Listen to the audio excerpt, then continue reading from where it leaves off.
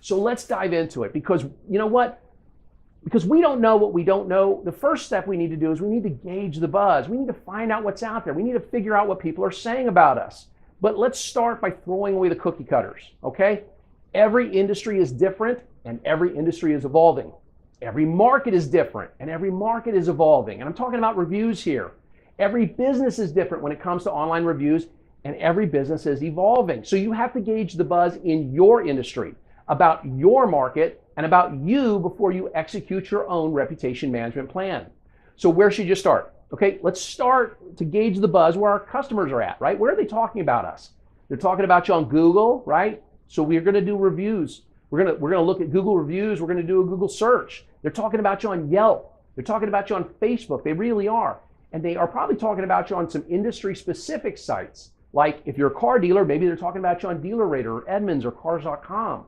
And if you're a hotel, they're talking about you on TripAdvisor, right? So these industry specific sites, if you don't know what they are for your industry, they're gonna come up in your Google searches as you start to do your reviews, as you start to gauge the buzz about your business. Now, some of you might be saying, well, Steve, we're not on Facebook. Yes, you are. You're on Facebook. See, some companies have avoided social media because they don't want to leave themselves open to attack.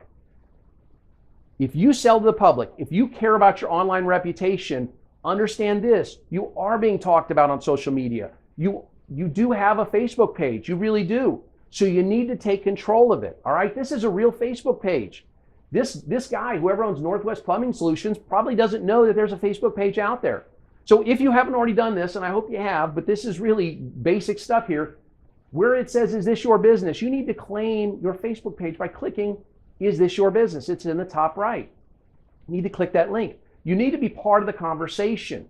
You need to drive perceptions of your business to the extent that it's possible to do so.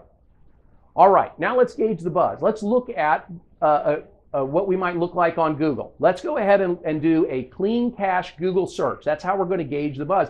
Now, what do I mean by clean cache? I mean that you're going to get rid of your history, your browsing history on Google, and you're going to search for your business the same way a customer would. Like, I looked up the Pantry Restaurant in Santa Fe.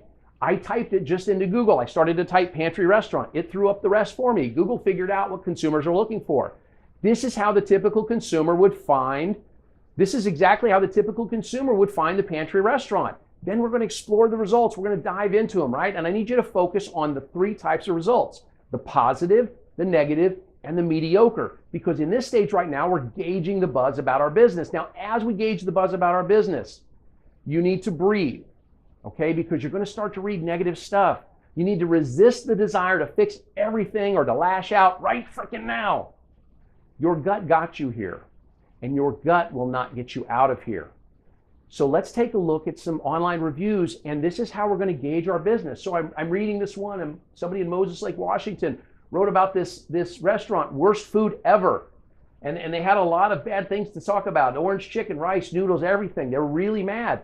The owner of this restaurant might want to lash out at them and attack them. That's not the way to do it. They need to take a breath. How about this one? Let's zoom in on this one. Just got done looking at a car out at their dealership. Manager agreed to sell me the car for $13,500. Took me inside to fill out the credit application. As I was halfway through filling it out, the manager came back in and stopped me and told me the price he agreed to sell it for wasn't going to work. What a joke of a dealership. Beware, they will try to change terms on you. Think about this. If you're the manager at that dealership, you probably don't believe that's completely true. And your gut says, this guy's a liar. I'm going to tell him what's really going on. Relax.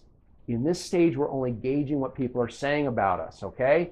So let's look at a couple more. This is one where on Facebook, they got this dealership's getting beat to death on Facebook. They have almost as many one-star reviews as they have five-star reviews. It's time to read these things. It's time to focus in on these things.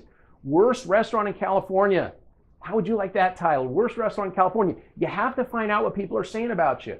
This one says, just horrible. If you like the food here, you should open a Long John Silver's. I actually like Long John Silver's. But hey, more than anything else though, as we start to gauge the buzz, let's focus in on the trends, okay? And this is where your reviews on sites like Yelp will really help out. Yelp actually does a decent job of showing you your trends over time. So if we look at the one on the bottom left, that's a restaurant that has great trends. They're trending above 4 all the time. They had a little dip in July, but look, they came back in August. I'm going to focus on their trends. if I own that restaurant, I'm going to find out what happened in July, and I'm going to take a look at that and read the negative reviews in July. Now, it looks like we already fixed the problems, but I'm going to focus on the trends. But what about that car dealer? Look at that car dealer, and then we'll zoom out on it. That car dealer has 242 repairs on Yelp, or 242 reviews rather on Yelp. And look at their trend in 2016. Their average rating is above a 3. It's 3.5 of those 242 repairs. But if we look in 2016, they have been below 3 on their average Yelp rating 3 of the last 4 months. They have issues. They need to be proactive and get out ahead of those now before they bring their entire Yelp score down. That's why we're gauging the buzz. That's why we're going to pay attention to the trends. Now, it's important to start to tally up the negatives. You need to group the negatives by department, by shift, by day of week, and ask yourself, are the issues isolated to just one department, right? If I'm a car dealer, are my issues in service or sales, right?